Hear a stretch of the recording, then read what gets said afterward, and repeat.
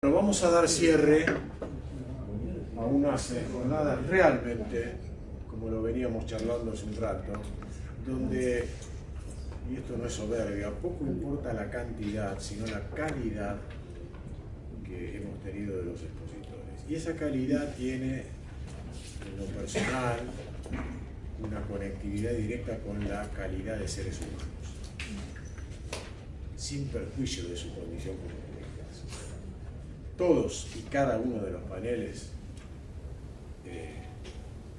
están caracterizados por esta situación, por esta entrega social y cultural.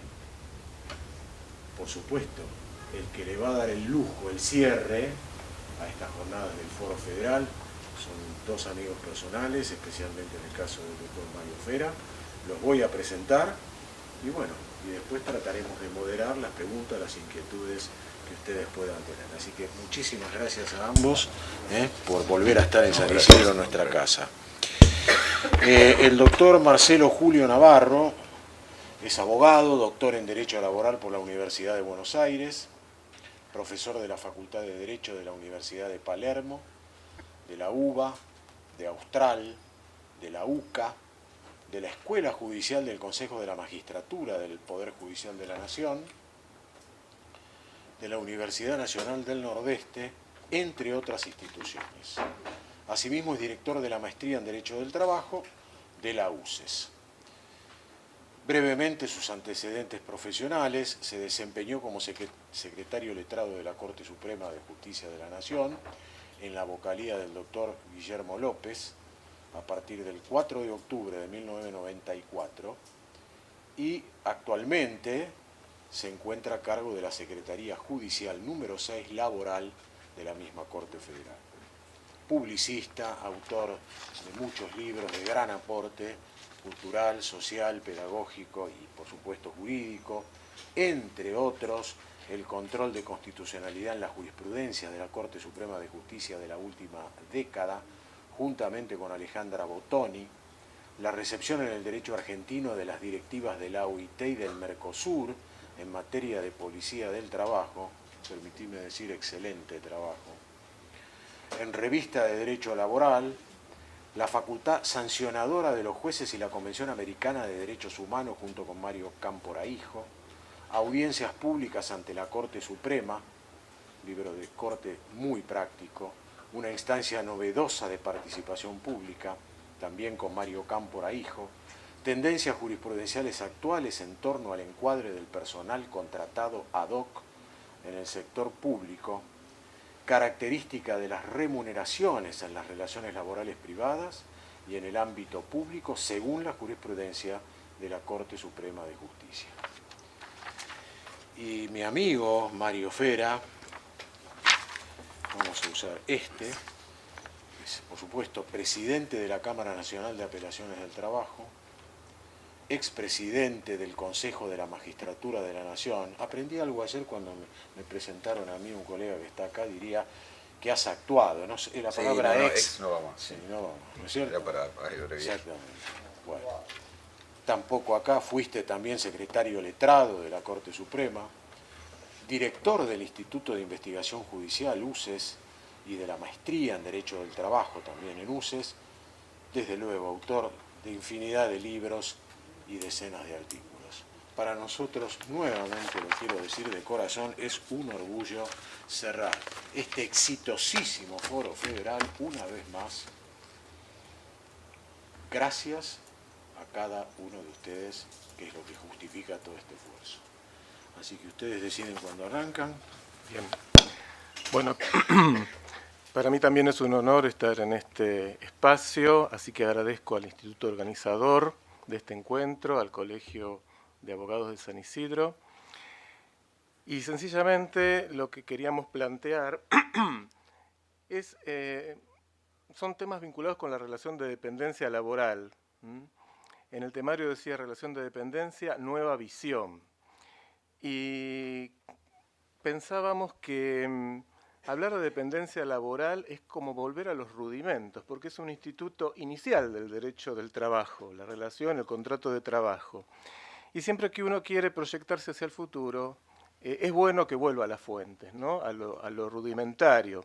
Así que vamos a repasar por ahí algunos conceptos, algunas concepciones que surgen de las propias normas actuales y de la jurisprudencia en torno a esta temática que nos pueden ayudar a perfilar soluciones hacia el futuro.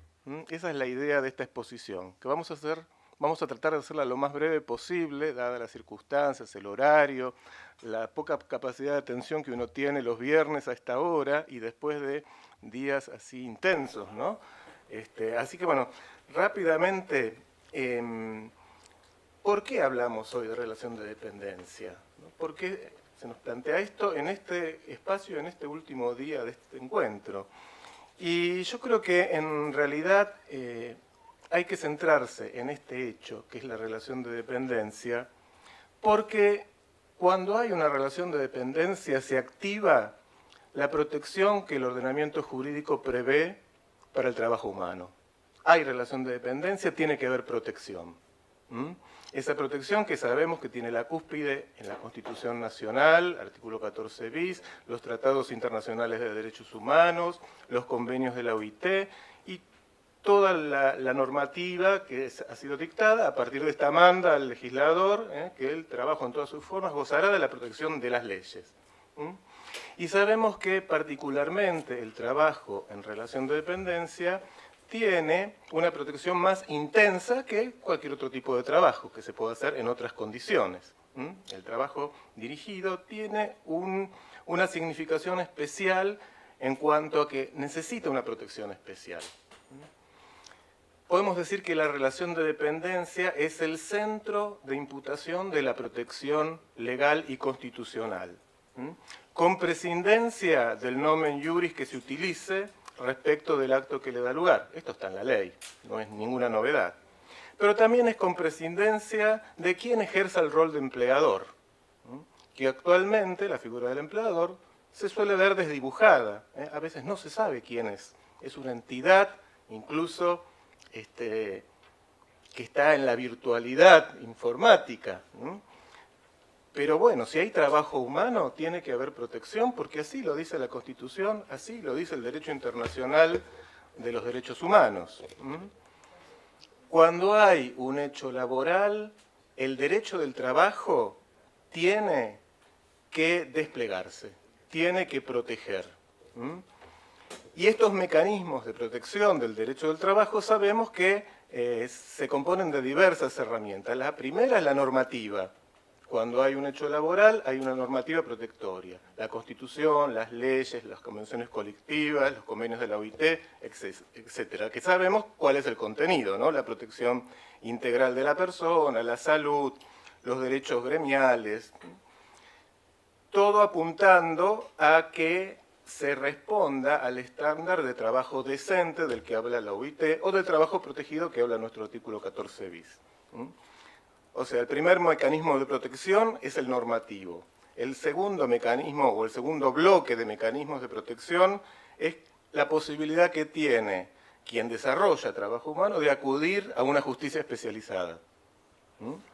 Y además a una instancia administrativa especializada, que tiene distintas funciones. Puede ser una instancia prejudicial, en algunos casos obligatoria, puede ser una instancia de composición de conflictos individuales o colectivos, o una instancia de denuncia de situaciones irregulares para que se activen los procedimientos de comprobación y juzgamiento de infracciones.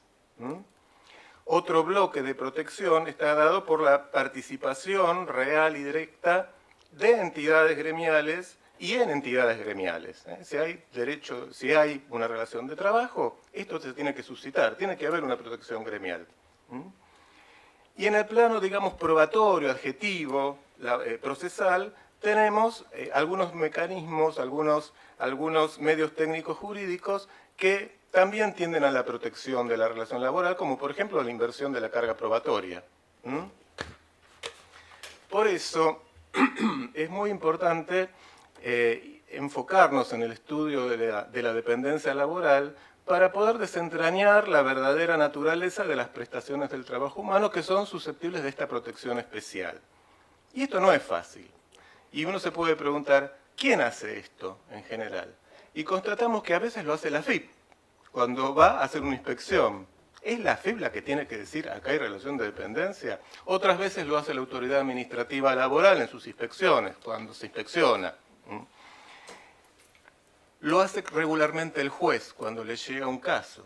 Lo hace el abogado laboralista cuando viene el cliente y tiene que interponer una demanda o activar un mecanismo de conciliación.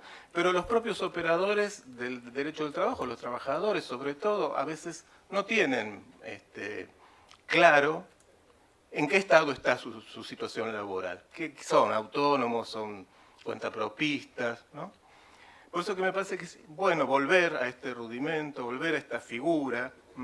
¿Para qué? Para saber cuál es la protección que le cabe a cada prestación laboral. Y acá podemos introducir otra pregunta. ¿Por qué hablamos de relación y no hablamos de contrato? En realidad todos sabemos que la relación de dependencia es la consecuencia de un contrato. Y así está tipificado en la ley. El contrato es el negocio jurídico, el acuerdo de voluntades, que a veces es explícito, a veces es implícito, a partir del cual se suscita una relación de trabajo. La relación es lo que sigue al hecho contractual. Y la ley, recordemos, la ley de contrato de trabajo define al contrato como, dice así la ley, siempre que una persona física, una persona humana, diríamos hoy en los términos del Código Civil y Comercial, se obligue a realizar actos, ejecutar obras o prestar servicios, lo que alude a una prestación personal, infungible, no delegable, en favor de otra y bajo la dependencia de esta por un periodo determinado de tiempo mediante el pago de una remuneración. Esta es la definición de contrato de trabajo del artículo 21 de la Ley de Contrato de Trabajo. Norma que, si bien ha sido dictada hace varias décadas, aún es de mucha ayuda para resolver situaciones como las siguientes que voy a citar. El objeto del contrato de trabajo es una prestación a cargo de una persona humana. Por lo tanto, la definición que contiene de contrato el Código Civil y Comercial no sería abarcativa de esta realidad, porque el Código Civil y Comercial habla de un acto mediante el cual las partes manifiestan su consentimiento para crear, regular, modificar, transferir o extinguir relaciones jurídicas patrimoniales. Y el contrato de trabajo tiene un componente patrimonial, pero el principal no es ese. Es una prestación humana. El artículo 957 del Código Civil Comercial define el contrato en general. Conviene recordar que, bueno, muchas veces el co-contratante, el trabajador es siempre una persona humana, física, no queda ninguna duda. La otra parte, el empleador, puede ser una persona humana también, o de existencia ideal, puede ser pública, privada, pero hoy en día también sabemos que puede ser una plataforma virtual, puede ser una app. Siempre detrás de estas realidades virtuales hay alguna realidad material y humana, ¿no? Alguien administra, alguien la crea, ¿no? Bueno, la cuestión es investigar e ir hacia eso. ¿Qué nos ayuda de lo que tenemos para llegar a eso? Vamos a ir viéndolo ahora.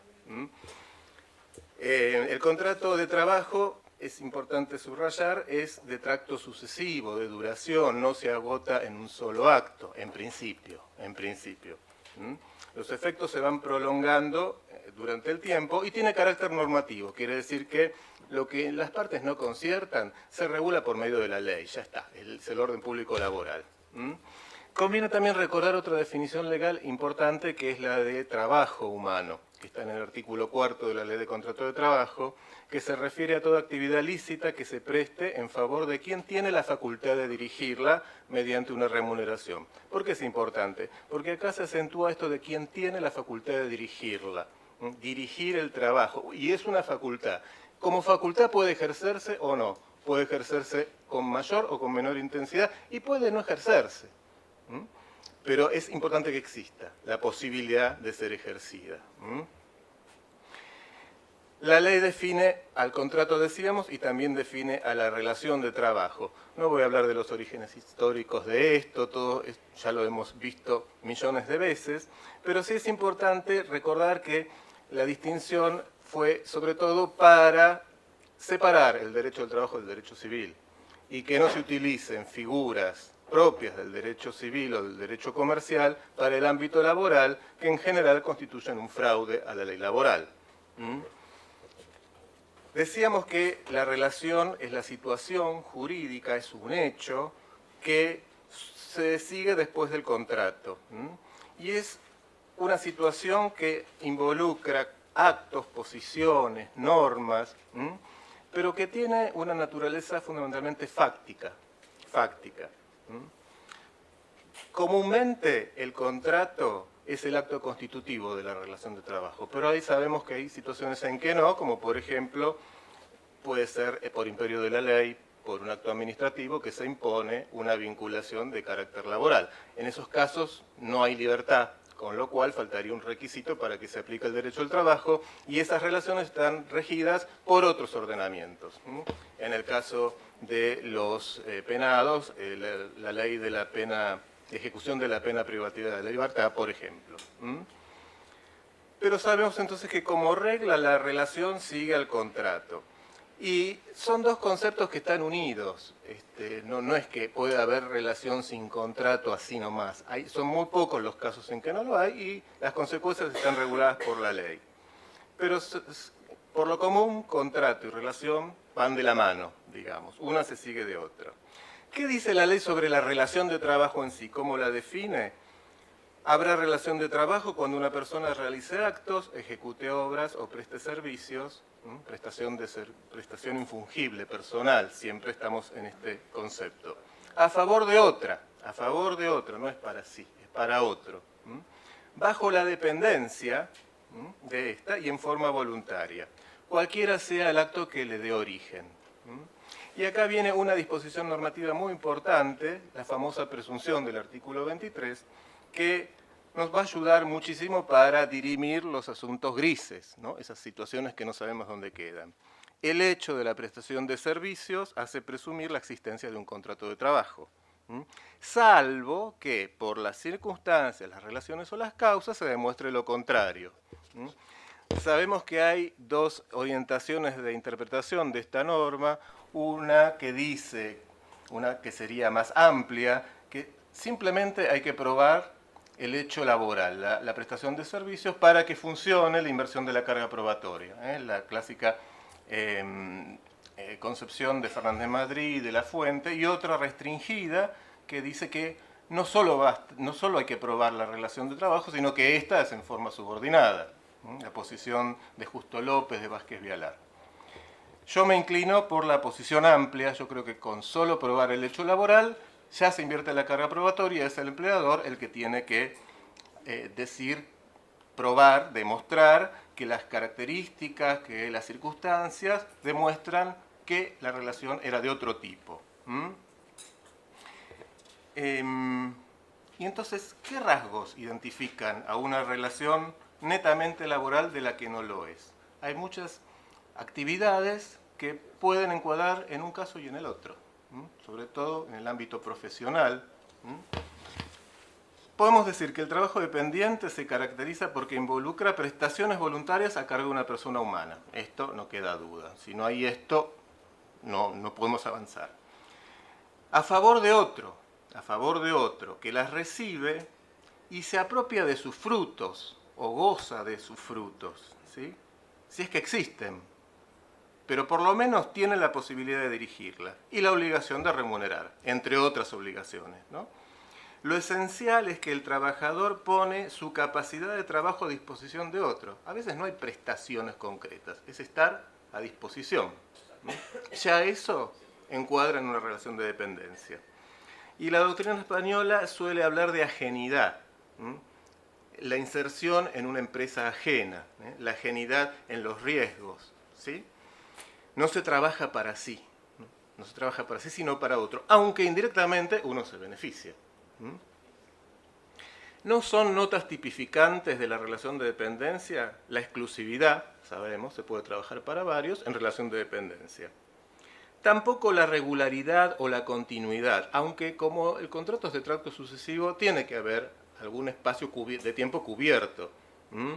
En principio, porque el contrato de trabajo tiene vocación de continuidad. No se agota en una sola prestación, sino sería más bien una locación de obra.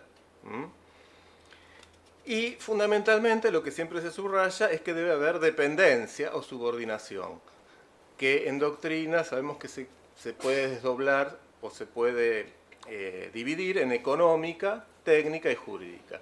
Ni la económica ni la técnica son determinantes de la existencia de una relación de dependencia, pero sí la jurídica. Esto es la posición que asume el empleador y la posición que asume el empleador. El trabajador y el empleador. El trabajador es un sujeto que está jurídicamente subordinado a otro, en una posición de inferioridad, real o potencialmente, porque a veces el trabajador está más formado, tiene más recursos, tiene más posibilidades que el propio empleador, pero está por debajo, jurídicamente está por debajo. Y presta servicios a favor de ese que está por arriba, que tiene, como decíamos antes, la facultad de dirigir el trabajo, la posibilidad, aunque esa dirección a veces sea casi nula y esté desdibujada, en virtud de la contratación misma. Se contrata a alguien para determinada tarea y justamente ejerce una competencia que el empleador no. El empleador es el titular de esa organización o de ese espacio en donde el trabajador va a insertar su trabajo, aunque delegue todas las facultades inherentes a tal en otros. El empleador es el que, en definitiva, es el titular de la empresa, digamos, y el que recibe los frutos, el que se apropia de los resultados, a quien le corresponden los resultados. Su obligación principal es la remuneración. Lo que vamos a hacer ahora es un rápido muestreo de distintos fallos judiciales, de distintos tribunales, en situaciones que están en las zonas marginales, en las zonas grises. Lo vamos a hacer acompañados de un PowerPoint para agilizar y para levantar un poco la atención. Esas actividades limítrofes donde puede ser que haya relación de dependencia, puede que no la haya. Y después vamos a concluir, bueno, ¿qué nos dice todo esto? La normativa y la interpretación judicial. Primera actividad muy cercana, muy del momento, árbitros de fútbol. Varias salas de la Cámara del Trabajo dicen que existe relación de dependencia. Ahí hay un mini resumen de lo que dicen los fallos, ¿no? Yo les voy a dar algunos datos más. En esta área rige un convenio colectivo, el 126 del 75, que habilita la posibilidad de que la AFA contrate árbitros sin relación de dependencia. Y varias salas de la Cámara del Trabajo han dicho que este convenio, esta norma, es ilegal. Y depende de las circunstancias fácticas que el árbitro esté o no en relación de dependencia. Como elementos definitorios de la relación de dependencia se han resaltado que los árbitros tienen que hacerse estudios médicos frecuentes, rendir una prueba física en forma obligatoria 5 veces al año, concurrir a los partidos, concurrir a capacitaciones y firmar una planilla de asistencia. O sea, es un trabajo que se inserta en una estructura que no es propia. También, obviamente, estos casos se resuelven en función de la prueba, fundamentalmente la testifical. En casi todos estos casos la prueba más relevante ha sido la testifical. Sin embargo, hay un caso que está citado al final de la Suprema Corte de Mendoza, en donde la conclusión es completamente diversa. Lo que dice la Corte de Mendoza es que los árbitros que contrata la Liga Mendocina de fútbol son designados por sorteo, cobran por partido dirigido, se retribuye, miren esto, una predisposición a prestar servicios, de modo tal que la retribución no es uniforme ni comprensiva de su capacidad alimentaria principal. Y es una actividad que se realiza vocacionalmente. Son las notas que se acentúan para decir acá no hay relación de dependencia. En ella el árbitro aplica su propio criterio con discrecionalidad y autonomía en sus decisiones. Empero recibe ciertas instrucciones y realiza actividades físicas de conservación y entrenamiento. Acá, dice la Corte de Mendoza, la subordinación jurídica no aparece con claridad. Una misma situación en dos tribunales diferentes. Bien, otro. Los artistas. Hay dos casos de bailarines de tango en donde son parejas que ejercen su rol en establecimientos que promocionan la danza, el tango, ¿no? En un ambiente porteño, digamos, donde además se cena o se almuerza. Y en estos casos, bueno, lo que se alegó que eran autónomos, pero lo que se probó es que sin ser figuras estelares, ¿no? Estas parejas se contrataban con la expectativa de obtener una mayor afluencia de público y eran trabajadores que iban regularmente y se insertaban en una empresa ajena, entonces dependientes. Todo esto surge del relato de los testigos. En el segundo de los casos que está citado, la Cámara, en ese caso es la Sala Primera, dice que los accionantes incorporaron orgánicamente su fuerza laboral para permitir el funcionamiento de una organización ajena. La demandada es una empresa dedicada a brindar el servicio de gastronomía en un ambiente tanguero. Otro caso es el de los actores o artistas. Y en este caso lo que se señaló como característica de una relación laboral es la sujeción a directivas que impartía la productora, la empresa productora, el cumplimiento de una jornada artística con sus particularidades, no es una jornada común de 8 horas, que se modificaba a voluntad de la dadora de trabajo, a cambio de una remuneración. Estas fueron las notas que se tuvieron en cuenta para decir hay relación de dependencia. El caso de una periodista y conductora de un programa televisivo, también se dijo que había relación de dependencia porque la actora cumplía directivas, instrucciones de la producción y percibía mensualmente una remuneración. El hecho, señala la Cámara, y esto en general se señala en casi todos estos casos, de que el contrato haya sido suscrito como locación de servicio es indistinto, y que se hayan extendido facturas es indistinto, y también que la actora utilizara canjes de vestuario calzados en su propio beneficio. Era un elemento secundario que no definía la existencia o no de relación de dependencia. Y el último caso de este ámbito es el de ejecutantes musicales. La demandada era una empresa dedicada a la explotación de espectáculos artísticos y el actor era un ejecutante de contrabajo. O sea, solo me parece que no podía llevar adelante un espectáculo. Y acá también lo que se señaló es que los shows eran organizados por la empresa, ¿sí? Había subordinación jurídica porque era quien dirigía la actividad, no en cuanto a cómo tenía que tocar el contrabajo, pero sí en los horarios, en el momento, las condiciones. Y el nivel remuneratorio no se correspondía, esto es importante, no se correspondía con el de un artista que pudiera negociar sus propias condiciones en pie de igualdad con el empleador o con el empresario. Esto sí ocurre con los grandes artistas o las figuras de renombre que negocian sus propias condiciones, tienen sus propios representantes. Bueno, y algo similar pasa con un comentarista deportivo de radio que de manera habitual y regular hacía tareas de comentarista, percibía una remuneración y recibía órdenes del coordinador de deportes de la radio. Y en este caso, justamente dice la Cámara, la Sala Sexta de la Cámara del Trabajo, la capacidad de desenvolverse con independencia dentro del marco de su área específica fue uno de los requisitos tenidos en cuenta para contratar, la solvencia en su especialidad. Otra figura, los brokers, los representantes. El primer caso no pasó, ¿no? El primer caso es el representante de una bodega mendocina en Buenos Aires.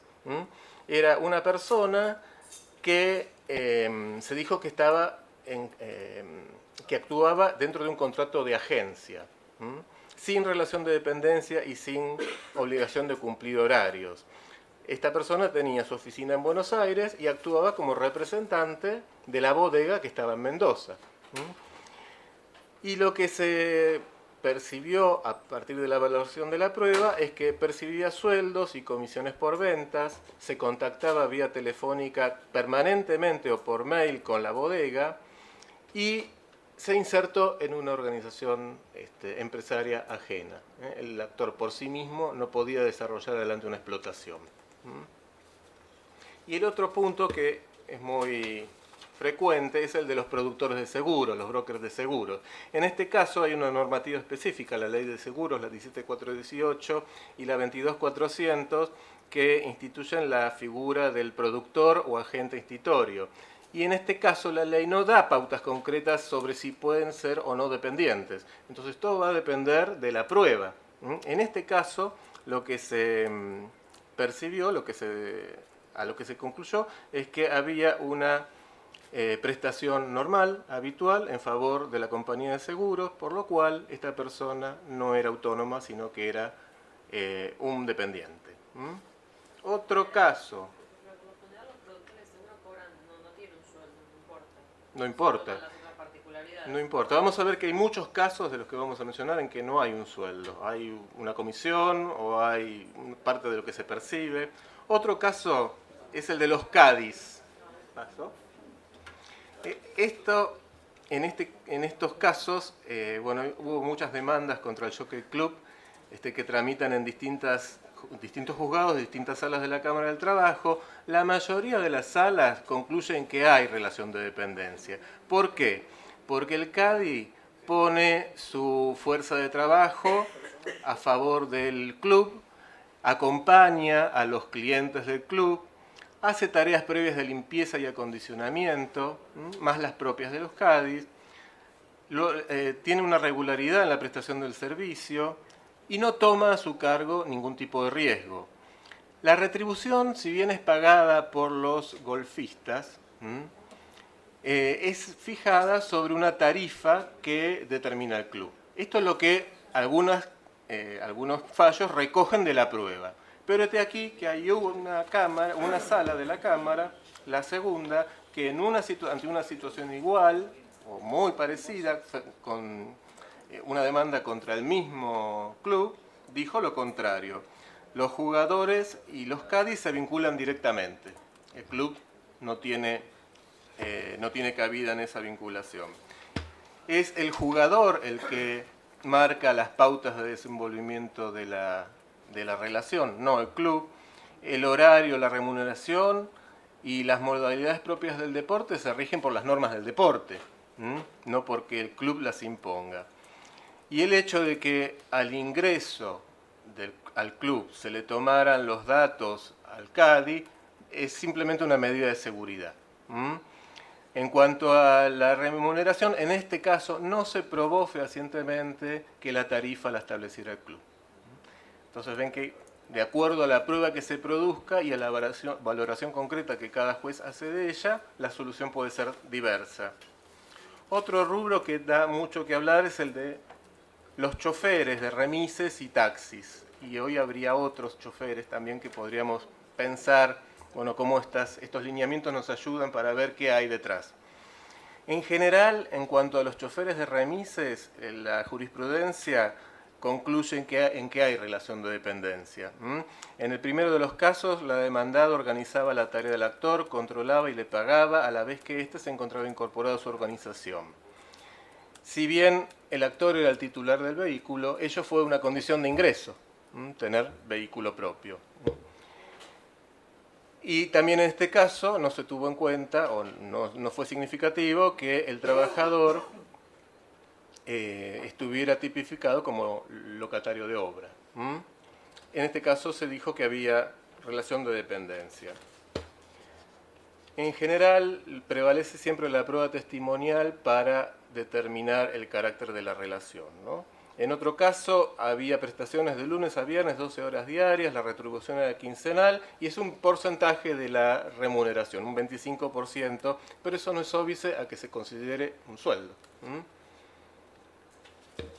Y hubo un caso en que había algunos matices de la sala primera, que está citado allí, Díaz, en donde se consideró que no había relación de dependencia, porque lo que se dijo es que la agencia le brindaba al remisero una organización administrativa que en el caso de la Ciudad Autónoma de Buenos Aires está regulada por varias disposiciones, ordenanzas, resoluciones, que van tipificando, dice la Cámara, una relación autónoma. Así que también depende del lugar, depende de los matices, de lo que se pruebe. Otro caso muy controvertido es el de las cooperativas de trabajo. Por regla, cuando existe una cooperativa genuina, no hay relación de dependencia laboral, porque justamente la relación cooperativa es el objeto de la vinculación. En la mayoría de los casos que están citados allí, se ha dicho que no existe la posibilidad de considerar al trabajo como una obligación de terceros hacia la cooperativa, ya que sin ella, sin el trabajo, la cooperativa carece de objeto, carece de sentido, porque justamente el aporte que hace el socio cooperativo es su propio trabajo. Lo importante sí es que se den algunas características, que los asociados ejerzan democráticamente el gobierno y la administración de la empresa, que sean elegibles, que se les rinda cuentas y que tengan la participación en las ganancias que le corresponden.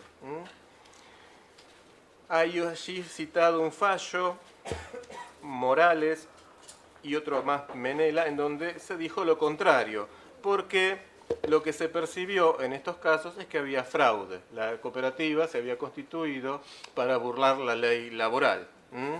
Las empresas no funcionaban como cooperativas, los trabajadores no tenían participación en las decisiones, no tenían acceso a los balances, no tenían una distribución igualitaria de las ganancias. Bueno, cuando hay fraude o cuando la cooperativa está referida a la intermediación de mano de obra, que sabemos que la propia ley la excluye, en esos casos hay relación de dependencia laboral. Otro rubro, voy rápido, disculpen, pero es mucho material, es el cuidado de los enfermos. Esto nos toca casi todo. Tenemos varios fallos de la Cámara del Trabajo que han dicho que en estos casos no hay relación laboral. ¿Por qué?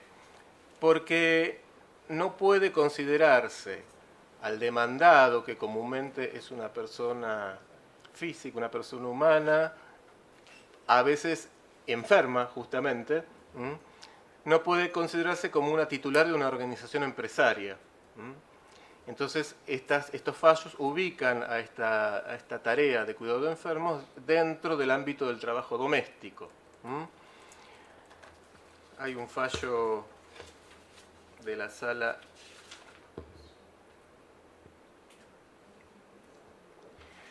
del doctor Fera, en donde dice, le voy a leer lo que dice el doctor Fera: las tareas consistentes en el cuidado de una paciente que padece de epilepsia, con atención, suministro de medicación, toma de presión, asistencia durante los ataques, no puede considerarse como encuadrados en la esfera de lo normado por los artículos 21 y siguientes de la Ley de Contratos de Trabajo. No puede inferirse que estos servicios persigan la consecución de fines económicos ni benéficos.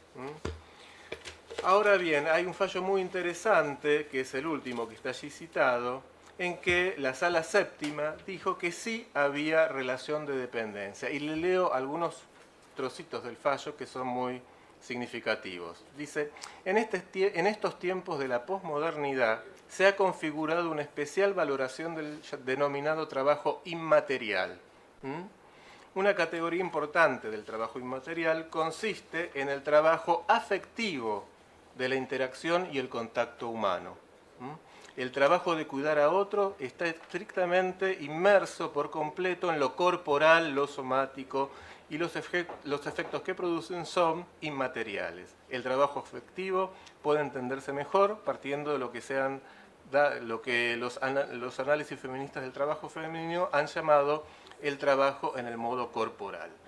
Y en este caso se excluyó a este tipo de trabajo del servicio doméstico, incluyéndolo en la relación de dependencia laboral de la Ley de Contrato de Trabajo, con este fundamento. Así que vemos que la misma realidad puede ser interpretada de distinto modo. Otro caso, este es muy actual, muy en boga, es el diseñador de la página web o el administrador de una página web.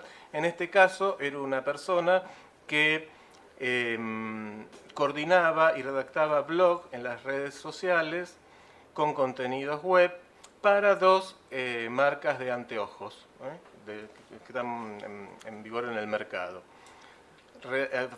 Cumplía tareas para Facebook, YouTube, Twitter, etc.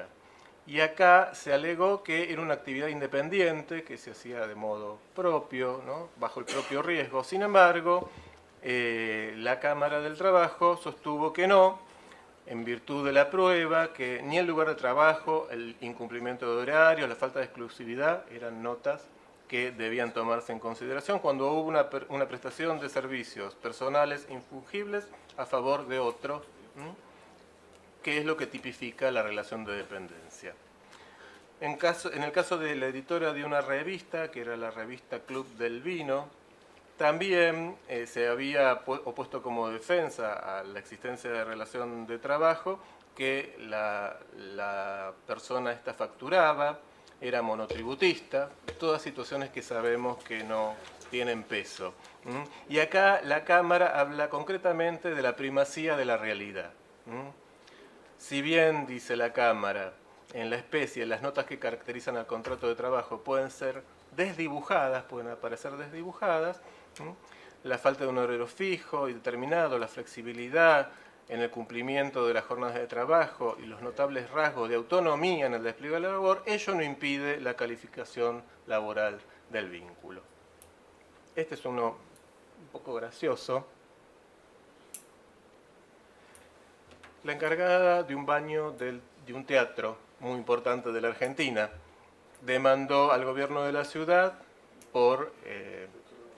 la demandó en términos laborales y la respuesta es autónoma.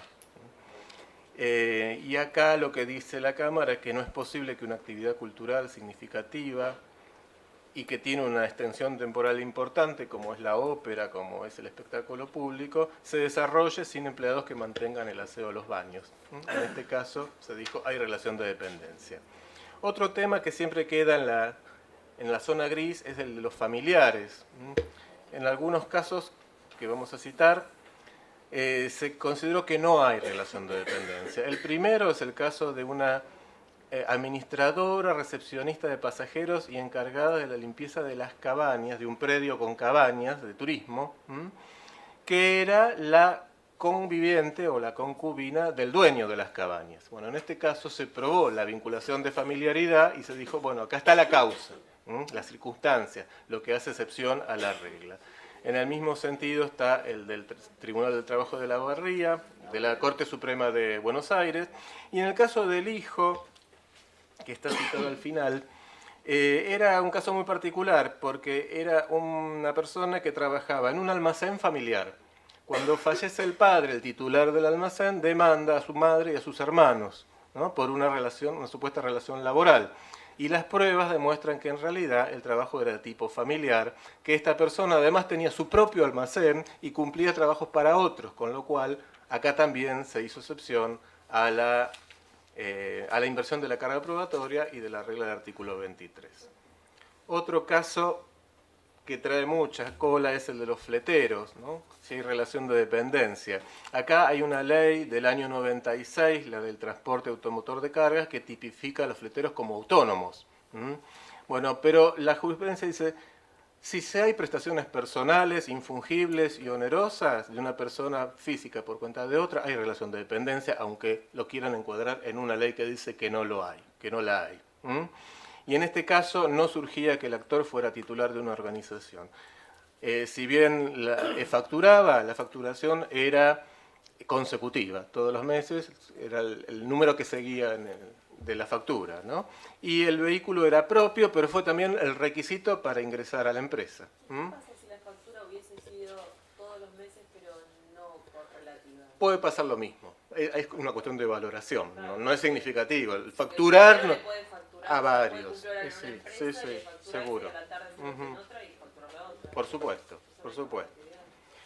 Bueno, más o menos todos los fallos terminan en el mismo sentido, salvo el de la sala quinta, Chico, en donde lo que se dijo es que la circunstancia de que el transportista reciba ciertas indicaciones de la usuaria de los servicios en cuanto a lugar, modalidad de entrega, no permite concluir per se y sin más sobre la existencia de relación subordinada. Acá en este caso se entendió que el fletero era empresario, tenía ayudantes, tenía la titularidad del camión. Bueno, todo depende de la valoración de distintos elementos.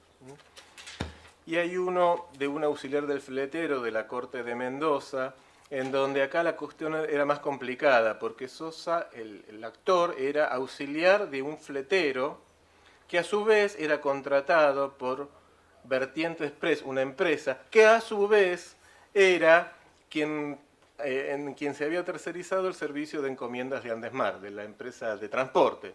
Y el actor, Sosa, pretendió tener una relación directa con Andesmar. Entonces acá había toda una cadena en el medio donde se dijo, no, acá hay que cortar, ¿no? No hay relación directa porque Andesmar no ejerce la dirección y la supervisión directa sobre esta persona. Todo es cuestionable, todo es debatible.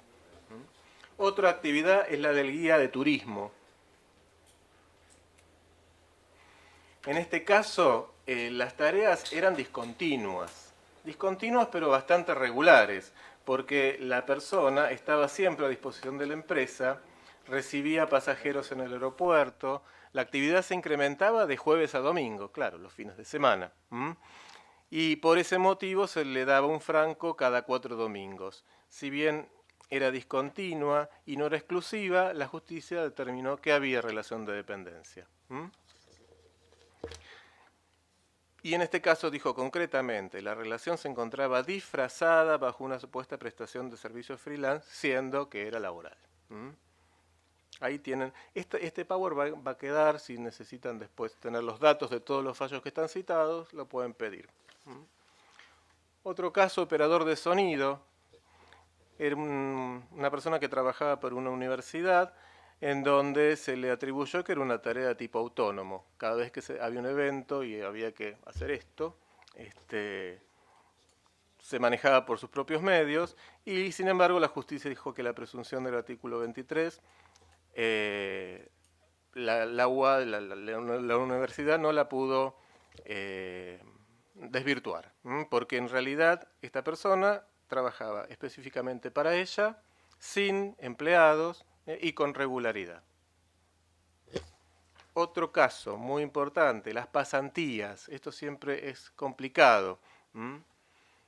El contrato de pasantía está regulado por una ley, la 25.162, que tiene un objetivo, ¿no? La ley lo que quiere es que el pasante adquiera conocimientos de aquello para lo que se está formando, comúnmente en la última etapa de la formación, para lo cual la persona que reciba ese servicio tiene que hacer un control y la universidad o el instituto de enseñanza también tiene que monitorear cómo se va llevando a cabo ese aprendizaje final, digamos, para el último tramo. En este caso era un estudiante de abogacía del último año, estaba cursando la última materia, y lo que hacía era atención de reclamos telefónicos de pacientes de una obra social que derivaba la Superintendencia de Salud. O sea, una tarea que no tenía nada que ver con la abogacía. Y además se probó, en el caso, que no hubo participación de la tutora académica, ni hubo un informe regular de la empresa sobre el avance en la adquisición de los conocimientos para cuyos fines se había previsto este contrato de pasantía. Así que acá hubo relación de dependencia. Otro caso que nos toca muy de cerca son los abogados, ¿no? En este caso, la Cámara dice claramente, el contrato de trabajo prescinde de las formas frente a la evidencia. Prescinde de la forma frente a la evidencia incontrastable de los hechos, porque ninguna relevancia tienen las manifestaciones que pudieran haber realizado las partes, de buena o de mala fe, para calificar sus relaciones. En este caso, la empleadora, el estudio empleador, había hecho hincapié en el silencio de la dependiente durante mucho tiempo. Nunca reclamó, entonces consintió que no fuera una relación de dependencia. Y también alude que ni el lugar de trabajo, ni el incumplimiento de horarios, ni la falta de exclusividad son determinantes de la inexistencia de una relación laboral. En este caso, entonces, la Cámara concluyó, corresponde presumir que hay un contrato de trabajo, porque a la tarea de esta persona no se la puede calificar como autónoma. Otro rubro es el de los profesionales médicos, pero lo voy a pasar de largo porque después el doctor Fera va a retomarlo.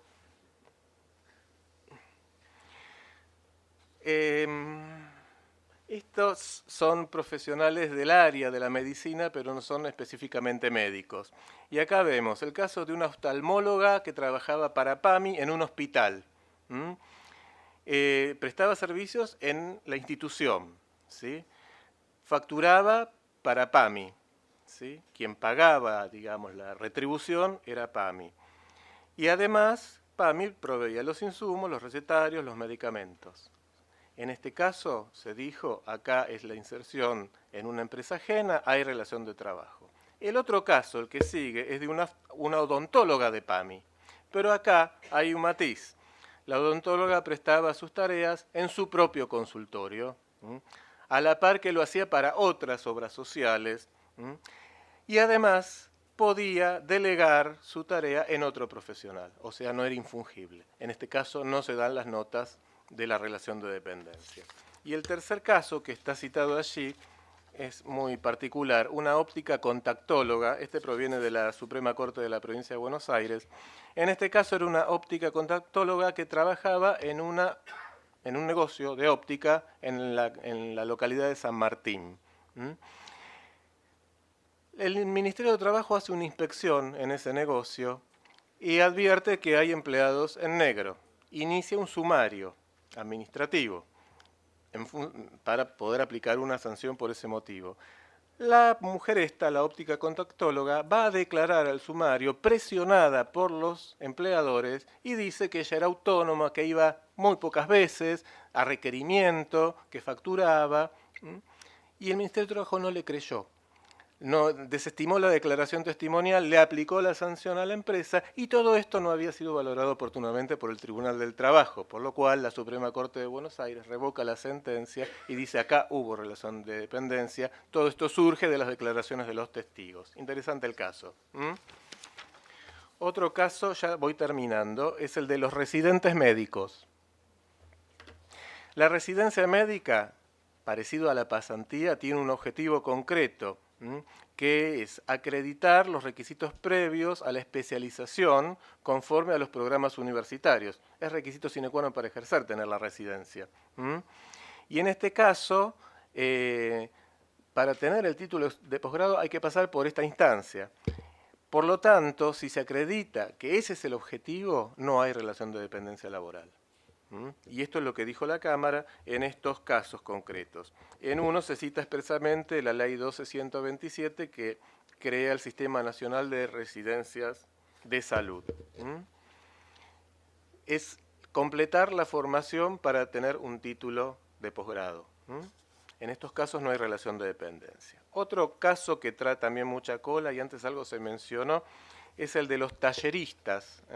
Los talleres clandestinos están a la orden del día en nuestro ámbito.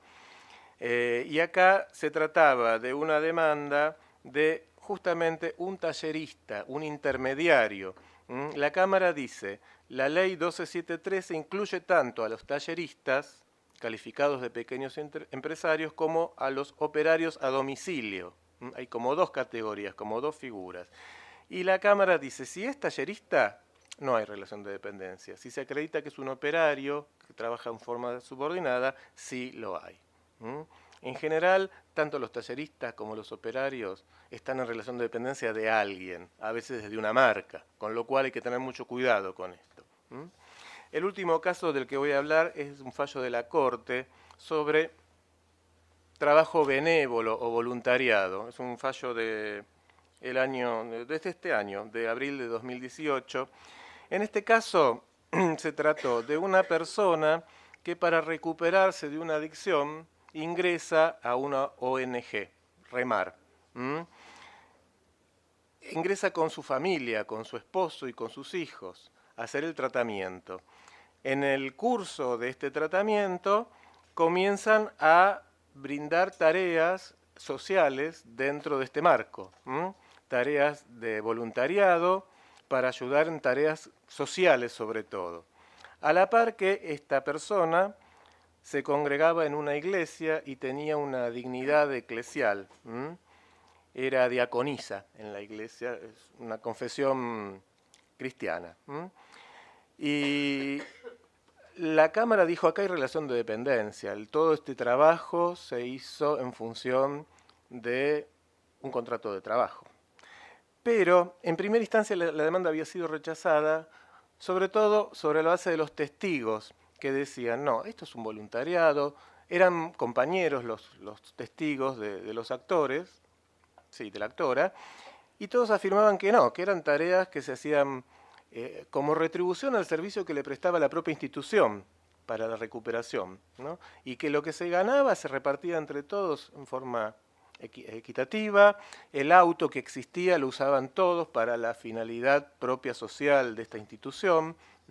A la par de todo esto, la persona empezó a estudiar abogacía y creo que eso fue lo determinante para que promoviera la demanda. La Corte descalifica la sentencia de Cámara porque no valoró la prueba testifical, ¿no? Se atuvo a la norma y no valoró la prueba testifical como sí lo había hecho la primera instancia para rechazar la demanda, ¿no? Acá hay que tener cuidado. No, lo fundó como un contrato de trabajo. Yo ingresé a trabajar en tal fecha, por supuesto. Conclusiones breves sobre esto. Para dilucidar la existencia de relación laboral dependiente, entonces es necesario concentrarse en la evaluación de hechos. Estamos en la faz fáctica. Se debe ponderar el hecho laboral para ver si ese hecho laboral suscita la protección del ordenamiento jurídico. Por eso vamos a hablar de relación de dependencia. En los pleitos, en los juicios, lo relevante es la prueba. Sobre todo, ya lo dije, la testimonial. Y se da esta paradoja que ante circunstancias análogas hay distinta prueba, distinta valoración, y las sentencias que deciden esas situaciones pueden no ser arbitrarias aunque concluyan en sentido diverso. Mientras estén fundadas en derecho y en la prueba, no son arbitrarias. En la tarea de desentrañar la naturaleza de la vinculación es necesario hacerlo a la luz de las normas que tenemos, que aunque sean viejas tienen elementos que son muy ricos, que están vigentes. Se puede avanzar, siempre y cuando tengamos en cuenta los principios que rigen la materia, esta idea de que el trabajo en todas sus formas tiene que ser protegido. Por lo tanto, cuando se nos proponía hablar de relación de dependencia, nueva visión, para tener una nueva visión no podemos prescindir de lo que ya tenemos. Esta sería un poco la conclusión. Para buscar nuevas herramientas, partamos de lo que tenemos que es bueno, que es perfectible, pero es bueno y está. Y vemos cómo la jurisprudencia lo utiliza y va solucionando problemas puntuales de zonas grises con las herramientas que ya tenemos. Tal vez falten algunas para determinadas figuras que están muy en la nebulosa, pero con lo que tenemos podemos seguir avanzando. Yo termino acá.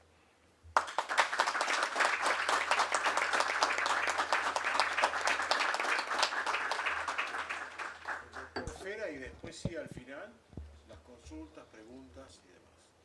Bueno, buenas tardes. Muchas gracias por la invitación. Me siento muy honrado y fundamentalmente por poder cerrar este espacio y todo las jornadas que seguramente habrán sido muy ricas y enriquecedoras para todas. Y hablando de rica, uno de los fallos de la Corte que con prudencia el doctor Navarro, por ser secretario laboral de la Corte, dejó que critique yo, es el fallo Rica, que trata un tema vinculado con las prestaciones médicas en el ámbito de la salud, que casualmente no es un fallo aislado, ni un hecho aislado, sino un fallo que es una secuencia, evidentemente, de las que temporalmente o secuencialmente la Corte Suprema de Justicia de la Nación suele elegir para marcar una tendencia jurisprudencial en temas que como regla y por su naturaleza no son temas federales. Aunque en los últimos tiempos el derecho del trabajo, a mi juicio, desde mi punto de vista, que es un punto de vista que hace, digamos, quizás a mi formación o deformación profesional, es la faceta constitucional del derecho del trabajo, pero advierto que sí, la existencia o no de un contrato de trabajo y de una relación de dependencia, ahora vamos a ver hasta qué punto la relación de dependencia sigue o no siendo el factor determinante de la existencia de la protección constitucional del artículo 14 bis, pero entiendo que desde algún punto de vista hoy, a la luz de la nueva concepción jurídica que nos muestra que el derecho y la labor judicial no se circunscribe a una labor de subsunción de determinados hechos al derecho, sino a una apreciación de situaciones jurídicas a la luz de no solo normas, sino también de principios y valores, y se habla de un diálogo de fuentes recogido por el artículo 1 del nuevo Código Civil y Comercial. Entiendo que puede plantear cierta perspectiva constitucional o federal la determinación sobre la existencia o no de un contrato de trabajo y las protecciones consecuentes. ¿Por qué?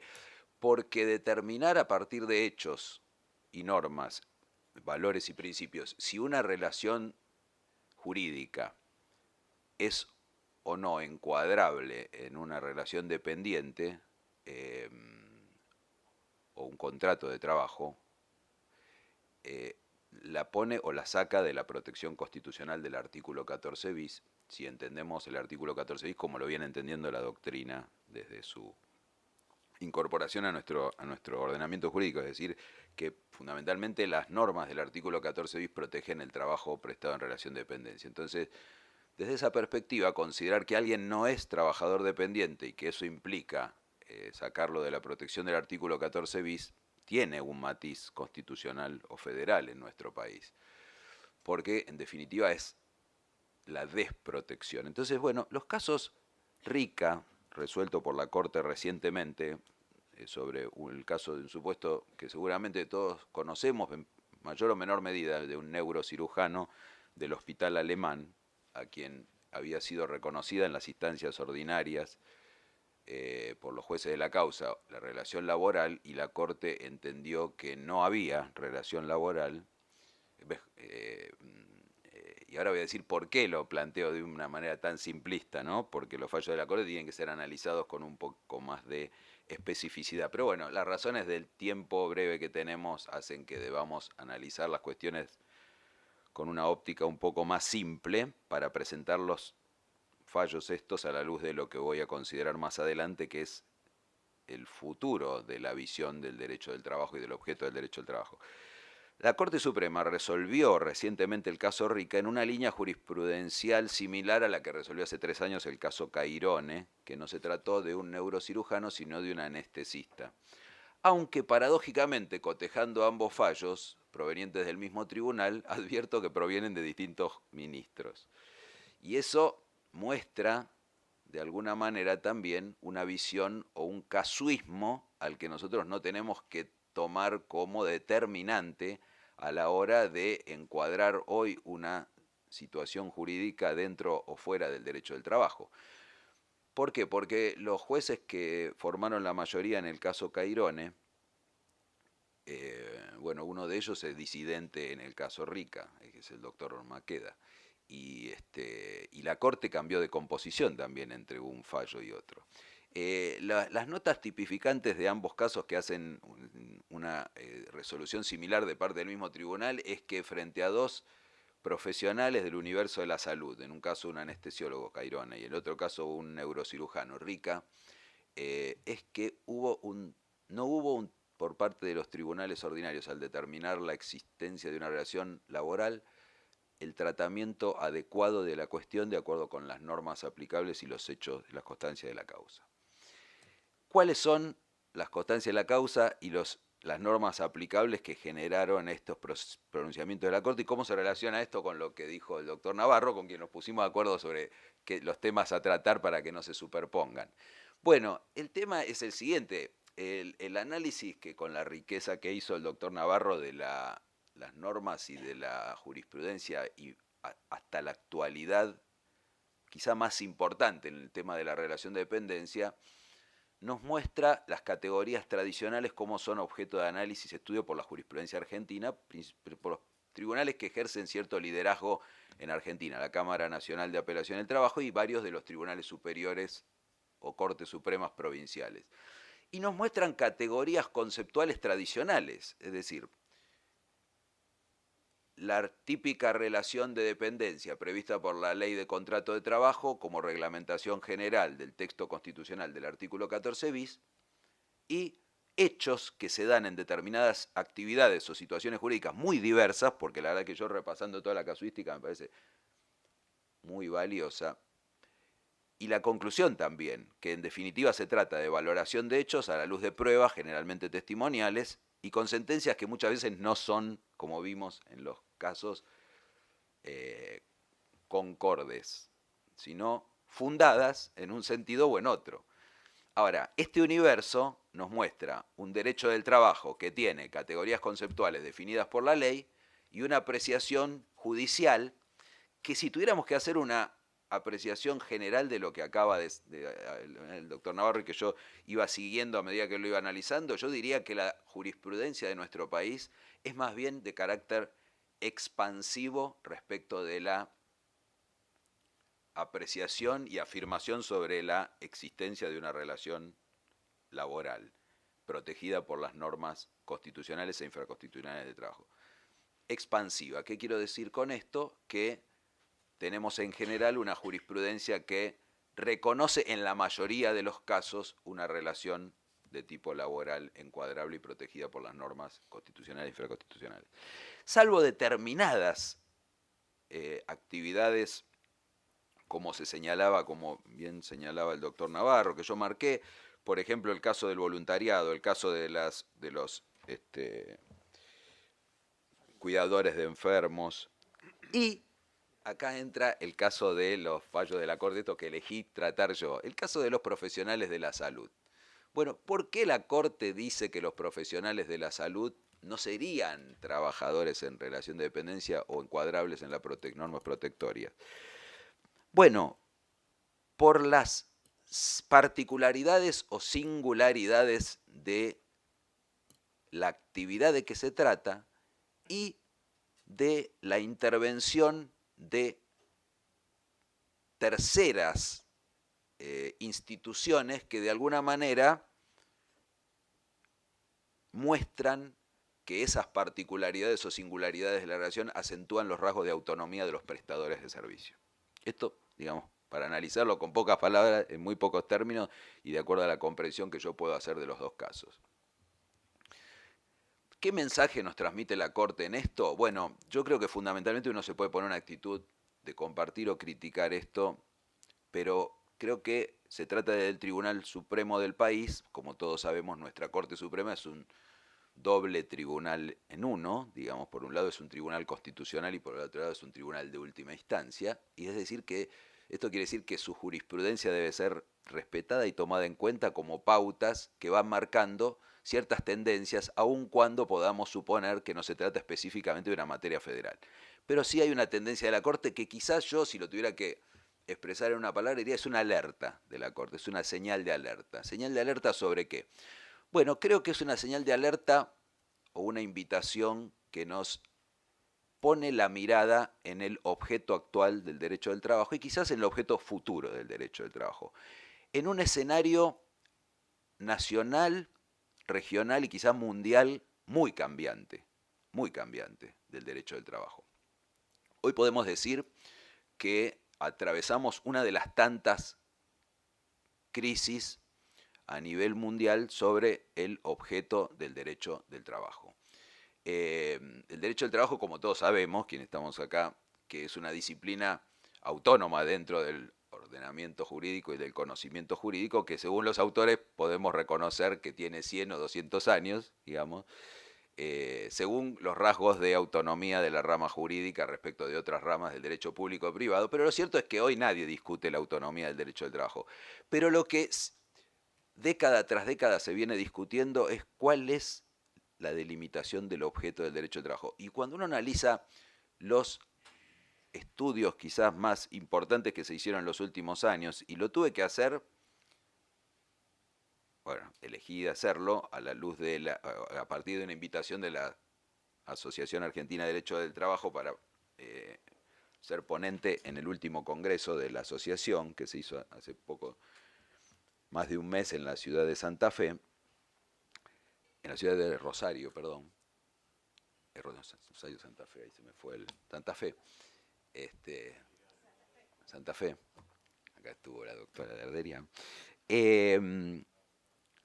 A propósito de las crisis, encontramos hoy una crisis instalada, digamos, incontrastable en el objeto del derecho al trabajo. ¿Cuál es la crisis?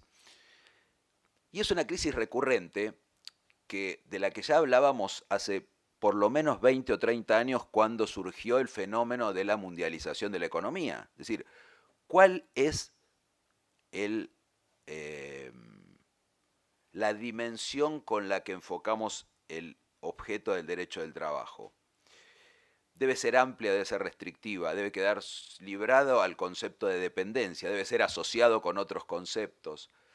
Se trata de un foco fotográfico que debe ser reenfocado, o se trata de un gran angular que debemos generar para tener situaciones más abarcativas. Bueno, una serie de preguntas y dudas que yo no estoy en condiciones de responder, y creo que ninguno podría responder de una manera que pueda decir es la verdadera, pero sí podemos permitirnos hacer algunas reflexiones acerca de esta crisis que hoy es incontrastable en el objeto del derecho al trabajo. ¿Cuáles son esas reflexiones? Bueno, la primera quizás es afirmarnos que esto existe y que todas las categorías y jurisprudencia que podamos analizar termina siendo en definitiva relativa o termina siendo fotográfica en la actualidad, pero quizás pasa a ser vieja dentro de un año, dentro de 2 años, donde tenemos que reevaluar una nueva jurisprudencia que va surgiendo a partir de la conceptualización de nuevas realidades laborales como las que hoy vivimos. Y cuando el doctor Navarro se refería, por ejemplo, a los taxistas y remiseros, hoy tenemos que agregar las situaciones de las plataformas digitales como Uber o Cabify, o cuando se habla de, no sé, el delivery, tenemos que hablar también hoy de las empresas Pedido Ya, Globo, Rappi, y las nuevas que vayan surgiendo.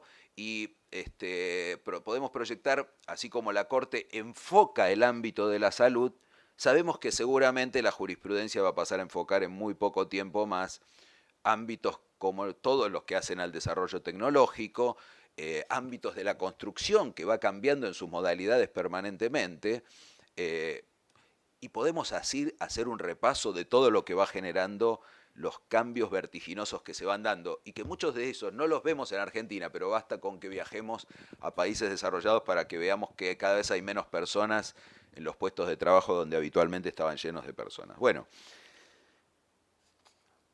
yo no quiero ser largo en lo que quiero decir y por eso voy a poner a disposición de del Foro Federal de Institutos este trabajo que acabo de enviar a editorial para publicar en la editorial El Derecho. Lo voy a poner a disposición porque en realidad sería fatigoso que yo me refiriera a todo esto ahora y los voy a matar realmente, porque el contenido, la verdad que me llevó bastante tiempo analizarlo con la pretensión de lograr un elemento de análisis que a nosotros nos permita reenfocar el objeto de trabajo. Simplemente voy a decir algunas ideas y conclusiones del trabajo que yo llegué. Bueno, la primera es que me asombré que hace 20 años publicamos 2 artículos en coautoría con Marcelo Navarro. 20 años. Casi 20, éramos tan jóvenes. 1999 y 2000, uno con motivo de un congreso del derecho al trabajo, donde muchas de las cuestiones que señalábamos tienen mucha actualidad. Por ejemplo, la idea de cambiar la idea de contrato de trabajo por la de contratos de trabajo, tomando no una expresión que hayamos elaborado nosotros, sino una expresión del maestro De Viali, que bueno, es un maestro de Derecho del Trabajo fallecido, pero que decía muchas cosas lúcidas, y que entre ellas creo que hoy es de mucha actualidad, y uno se da cuenta de que los maestros fueron maestros cuando sus ideas perduraron y siguen siendo tan actuales que nos invitan a una revisión de los conceptos que quizás tradicionalmente consideramos que eran intocables, como el concepto de dependencia. Entonces, yo pienso que hay que reenfocar el objeto del derecho del trabajo y hay que reenfocar específicamente el concepto de dependencia. Ya la dependencia no es más la misma que motivó en sus orígenes el derecho del trabajo, que estaba, no digo circunscripta, pero principalmente enfocada hacia el modelo taylorista fordista, del trabajo único y para toda la vida, etcétera, etcétera, con un montón de características que después la doctrina se encargó de proyectar a esos ámbitos, pero que hoy es manifiestamente insuficiente. Entonces, ¿cuál es la solución? No lo sé. La solución es creatividad por parte de quienes estudiamos el derecho del trabajo para reenfocar el objeto del derecho del trabajo y ampliarlo, es mi perspectiva, pasar de contrato de trabajo a contratos de trabajo y reenfocar el concepto de dependencia para su modernización. Hoy se plantean dos cuestiones en el derecho europeo, por ejemplo, que son interesantes y que no se plantean desde hoy, algunas desde hace casi 50 años, como el concepto de parasubordinación en Italia, y el concepto del trabajo autónomo económicamente dependiente en España, por ejemplo. Ideas, conceptos y realidades que no fueron satisfactorias. Y entonces una de mis ideas también, que lo planteo como una conclusión, dejemos de importar modelos que fracasaron en otros lugares. Argentina incorporó en la década del 90 el modelo de la flexibilidad laboral cuando ya había fracasado en Europa. Y ahora nos cuestionamos si en nuestra legislación, porque está en un proyecto de ley, incorporar al trabajo autónomo económicamente dependiente cuando ya fracasó en España, y en Italia, y en Portugal. Y hay un trabajo muy interesante de Noemí Rial que analiza este tema, pero basta con googlear los medios de comunicación españoles europeos que son, digamos, categóricos y coincidentes en que se trata de figuras que no tienen más que un 10, un 15, un 20% de recepción en el derecho europeo. Hay que repensar formas de encarar estos temas sobre la base de qué. Y acá me parece que viene el tercer tema que puedo señalar. Los valores que subyacen detrás de la relación de trabajo, del contrato de trabajo, y más todavía en la profundidad de los factores que motivaron la existencia del derecho del trabajo. Es decir, redefinir qué es hoy el capital, qué es hoy el trabajo y qué es hoy el conflicto social y laboral que motiva la necesidad de proteger a la parte económicamente más débil y jurídicamente dirigida. No me puedo extender mucho sobre esto, aunque quisiera, pero sí voy a señalar dos autores y una doctrina que me parece fundamental para reenfocar la cuestión a la luz de la actualidad. Los dos autores que tomé en mi trabajo, uno de ellos es Efrén Córdoba, que me parece que en un trabajo que publicó en el año 2013, que se llama Un siglo de avances y frustraciones en el derecho del trabajo, deja muchas ideas muy interesantes sobre la necesidad de reenfocar el concepto de subordinación a la luz del impacto tecnológico y las reglas nuevas de juego que rigen el mercado laboral.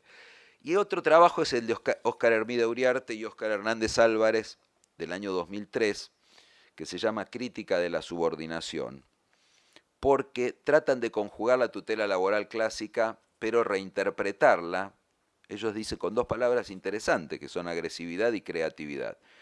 Propuesta de extender a trabajadores auténticamente autónomos e independientes ciertas garantías que se dan hoy en el ámbito del trabajo dependiente.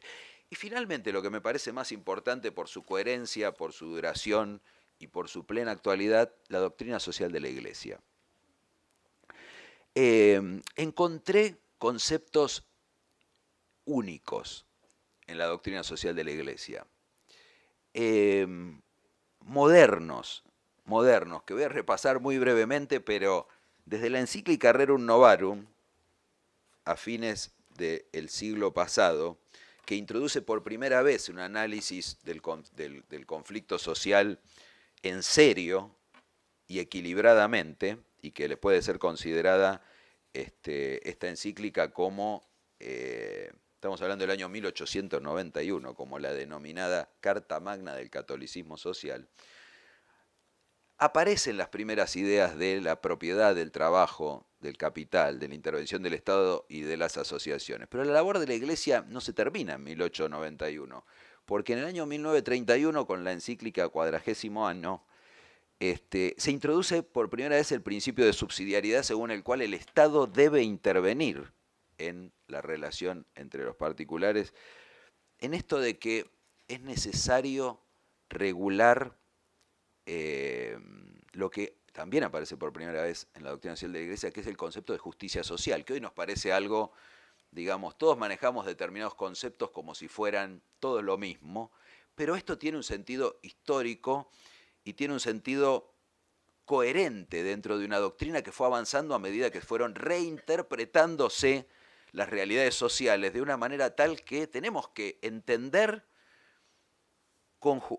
tratar de conjugar y tratar de aplicar en la realidad siguiendo, bueno, y menciono nada más, Mater et Magistra 1961, el Concilio Vaticano II en 1965, donde introduce el tema de la responsabilidad social de los titulares de las empresas.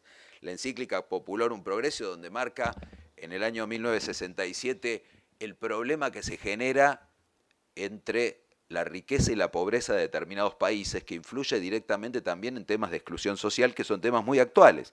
La encíclica Labora in Exercens en 1981, donde habla de la socialización de los bienes de producción,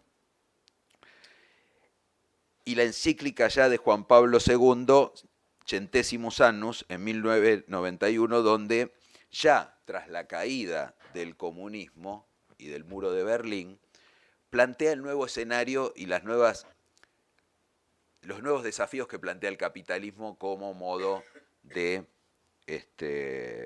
regular las relaciones de la sociedad del futuro, donde se empieza a hablar del capital del conocimiento, 1991, y hoy el capital del conocimiento es fundamental. Hoy una persona se puede hacer rica con un video,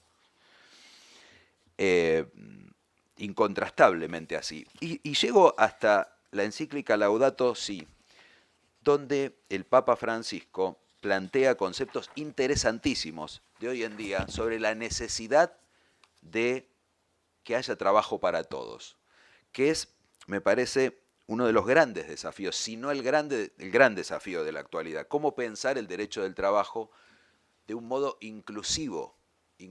Hoy hay bolsones, hay millones de personas que no tienen trabajo, millones de excluidos en el mundo. Cuando uno habla de millones de excluidos, uno puede decir, bueno, sí, está bien, podemos escribir al respecto, podemos hablar al respecto, y acá estamos todos incluidos. Nosotros somos un puñado de incluidos, y el mundo tiene millones de excluidos, personas que no pueden vivir, hay muchos que se mueren de hambre, y el trabajo, lo señala el Papa Francisco en esta encíclica y en varios de los oportunidades en que tuvo de referirse a empresarios y representantes sindicales, es fundamental como factor del desarrollo humano, porque el trabajo es creatividad, el trabajo es lo que hace al hombre, varón o mujer, y es lo que, en definitiva, hace a la dignidad y a la creatividad y a que la persona pueda ser incluido dentro de la historia de la humanidad. Y no voy a ser reiterativo con esto, simplemente dejar este artículo como una herramienta para reinterpretar el derecho del trabajo a la luz de la nueva realidad y señalar 4 ideas finales que me parece que son, bueno, mis conclusiones finales sobre la situación actual y en particular de la Argentina. Argentina es un país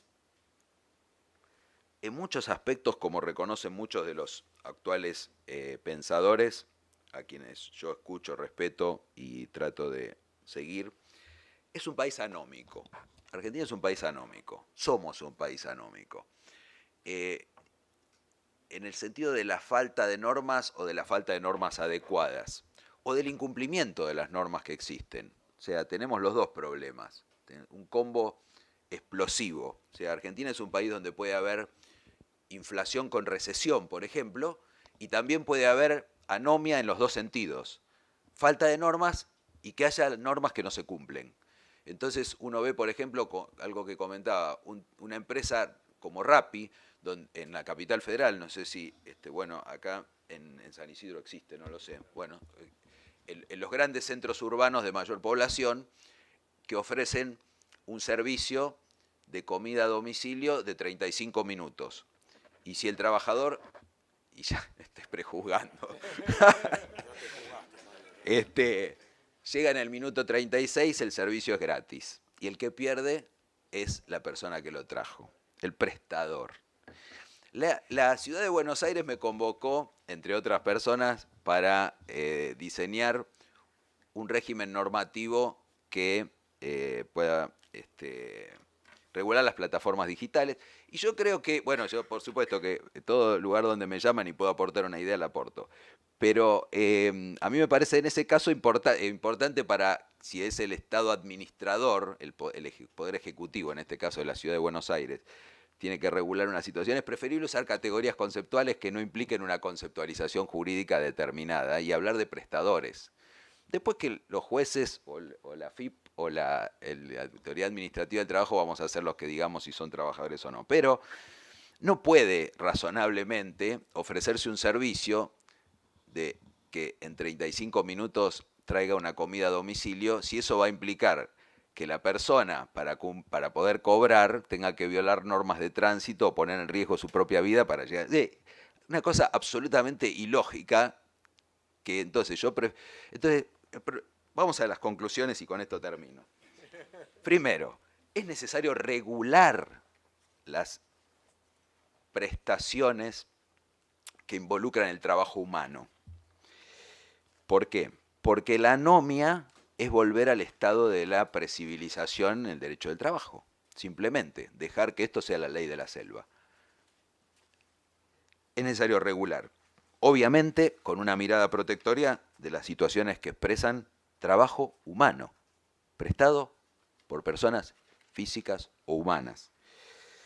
Tiene que haber regulación. Segundo, en esa regulación que se haga, hay que sincerar los valores. No se puede decir que quiero regular para modernizar si lo que quiero es regular para bajar costos o flexibilizar. Hay que sincerar los valores. Y de esto tenemos experiencia en el ámbito del derecho del trabajo, por ejemplo, por no haberse sincerado los valores en la ley de riesgos del trabajo. Y así estamos, con 3 leyes, no sé cuántos decretos y 529 reglamentaciones que son un laberinto donde nadie sabe qué hacer. Porque los valores no se sinceraron a tiempo. Cuando se querían regular un negocio que cierre, se dijo que se quería regular la salud del trabajador. Y si el principal derecho que tiene un trabajador es el derecho a la salud, lo menos que se puede hacer es hacer pocas normas sistematizadas, no 540 normas en las que el Poder Ejecutivo ya tiene un año de demora en la sistematización. Entonces, es necesario regular y hacerlo con sinceramiento de valores. Tercero, se requiere una participación activa de los más diversos sectores afectados e interesados. El tripartismo que plantea la Organización Internacional del Trabajo creo que es lo mínimo, pero hay que involucrar a todos los sectores involucrados. Me refiero, cuando hay que es necesario regular y hacerlo todo esto, estoy hablando de la revisión del objeto del derecho del trabajo y de la relación de dependencia a la luz de las nuevas realidades. Y desde ese punto de vista, lo que digo es, en mi opinión, correspondería ampliar el horizonte de nuestra mirada, en el sentido de la mirada del derecho del trabajo. Tenemos que pensar en un derecho del trabajo más abarcativo. Aunque eso implique en muchos casos hacerlo más diverso y que no todos los trabajadores tengan todas las protecciones que tradicionalmente tuvieron, porque hoy el universo del derecho del trabajo se diversificó. Y no hay que tener miedo a hacer esto sin prejuicios, sino con una visión lo más amplia y completa desde el punto de vista protectorio posible. Y lo último, me parece que correspondería ampliar o resignificar, en el sentido de modernizar el concepto de dependencia o subordinación a la luz de las nuevas realidades que hoy tiene la dependencia de una subordinación, que evidentemente quedó superada a la que era el viejo modelo del taylorismo-fordismo. Bueno, esto es mi aporte que quiero hacer. Muchas gracias.